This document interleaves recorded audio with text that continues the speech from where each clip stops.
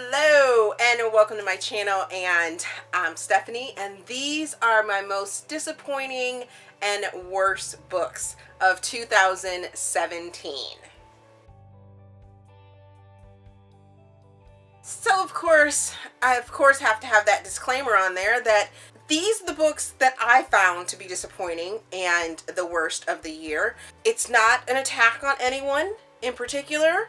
I just didn't feel that these books were up to my standards. So that's all I'm going to say about that. Let's get into it, because you will see in my stats video for 2017 how many there actually are. I think I had 10 3-stars, 1 2-star, and then I have about 5 DNFs that I'll be talking about. I probably won't go too much into why I didn't like them, because yeah, I stopped reading them for a reason, and I guess I'll just let you know the reason, but I probably won't ever go back to any of these, and they just didn't do it for me. On my spreadsheet, these are listed by the month, so they're kind of out of order. Let's start with my DNFs. This year, I DNF'd, and for those that don't know, DNF is did not finish. The first book that I did not finish this year was The Girl on the Train by Paula Hawkins. I just was not feeling this book. I think I listened to it on audiobook and just could not get into it. I think there were too many parts to the book and not enough narrators. I believe there was only one narrator for like 4 different characters, and the voices just didn't sound enough difference for me to continue on with the story. It annoyed the shit out of me, and I just had to get rid of it. So, boop!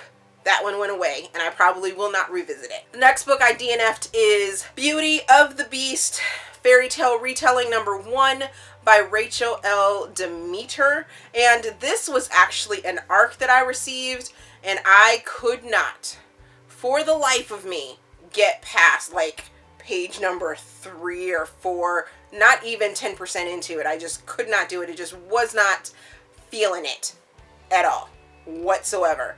This is supposed to be a Beauty and the Beast retelling, and I just could not do it. The next book I DNF'd is The Light Between Oceans by M.L. Stedman.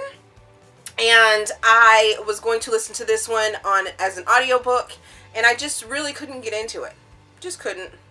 I mean, there really wasn't a reason per se, but I couldn't finish listening to it. So I DNF'd it, and probably will never go back to it. The next thing is Saga Volume 1 of the Saga series. It's a graphic novel by Brian K. Vaughan, and this just goes to my feeling for the year that I am not made to read an actual physical book. I actually had to go to the library to get these physical novel or graphic novels and had them in my hands, and just I lost my place all the time. It just wasn't an intriguing thing for me to read, because I obviously am not into comic books or graphic novels, and it just did not do it for me. So if you have another sort of graphic novel that you want or think that I might like, put it down in the comments, let me know about it. But yeah, for the most part, I just wasn't feeling it. Then the last book that I DNF'd was Stalking Jack the Ripper #1 by Carrie Maniscalco. I hope I said that name right. But I got about 10% into that book and just wasn't feeling it. Couldn't connect to it. I wanted to read it because my husband was all into Jack the Ripper, and I thought, oh, this would be a fun take, you know, in the book world on it. No, not so much. Now, on to the book that I gave 2 stars. You probably, if you've watched my channel, you probably already know what book I'm going to say, and for that fact, you guys can go see my full out, like almost 30-minute rant video on it, but it is The Hate You Give by Angie Thomas. I absolutely hated that book. I gave it 2 stars, and I have so many reasons. And this is just my opinion. I am the unpopular opinion for this book. Everyone seems to think it's so revolutionary and so just amazing. But you know what? I would never want my child, a biracial child, to read this book and think that this is how you're supposed to act in society, or how you should act if your voice, or if you see some atrocity occur in front of you. Oh my God. Oh, I have feelings. Lots and lots of feelings. So we won't even get into it, but if you want to see what my feelings are, please check out that review. On to my 3-star books. I'm just going to start off from how I read them during the year, and I'll sort of try and give a small little synopsis on why I gave it 3 stars. So the first book is Jude, Saints number 2 by Kathy Koopmis, and I gave that book 3 stars. It was an arc for me, and I remember specifically the reason I gave this book a 3 stars was because you most definitely need to read the first book to really understand and grasp the characters within this book and putting all the story together. It's said to be a standalone series, but yeah, I definitely wasn't. There was a lot of extra characters in there that were just kind of thrown in there and you didn't know their backstory, so it really threw me off. The next 3-star book is a Red Queen number 1 by Victoria Aveyard, and the reason I gave this book 3 stars was I wanted to love it. I wanted to get into this YA sci-fi fantasy book because 2017 I was supposed to want to read high fantasy, and this was on the list to do that. I listened to it on audiobook, and I just could not connect with any of the characters. There was so much going on,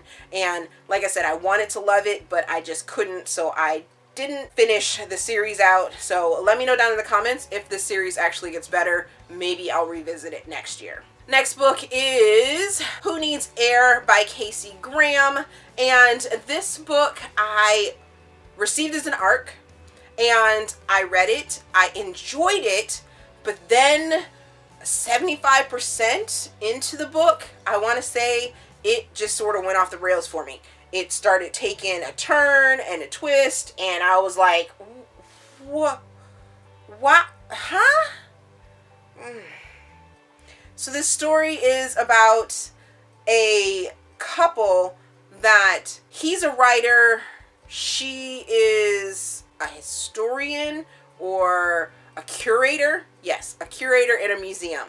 And he ends up writing their love story from high school, and it gets turned into a movie. So they're back. He's back in town because they're filming the movie in their small town at the same time. So it's just all kinds of craziness. It has a very good premise, and I wanted to love it, but I just couldn't because of some of the things that go on in the book. And I was just like, da. The next book is A Double Dare by Cassandra D. And I gave this book 3 stars. It wasn't an arc, but it ended up being a bunch of short stories. It also ends up being my longest book read because it's a bunch of short stories. I hate when books are like that. Absolutely hate it. Next is Big Little Lies by Lane Moriarty, and I gave this book 3 stars. I listened to it on audiobook, and the reason I gave it 3 stars is because I absolutely loved the show so much more than I loved the book. If I had read the book before I had watched the television show, I would have probably given it less stars. The only reason it got 3 stars is because I knew what was going to happen, and I knew sort of the storyline, and it was just better. In this case, the TV show was so much better than the book. And I listened to it on audiobook. Pretty sure I said that, though. The next book is Dirty Daddies by Jade West. I gave this book 3 stars, and I wanted to love it. I wanted to love it. Jade has given me dirty, nasty, fun, sexy in the past, and I was all about it when I read this book. It wasn't an arc, but I did get it shortly after it was released, and I read it and was like, why couldn't it have been better? Next is Filthy, a damaged romance duet number 2 by Michelle Horst. 3 stars. Once again, this one was an arc, and once again, I just wanted it to be better. It ended up being more of a retelling than of the first story, which was Dirty, and it gave some insight to this new couple, but it didn't give me enough. Didn't give me enough for it to be separate of a story. It didn't feel like its own story. It just didn't.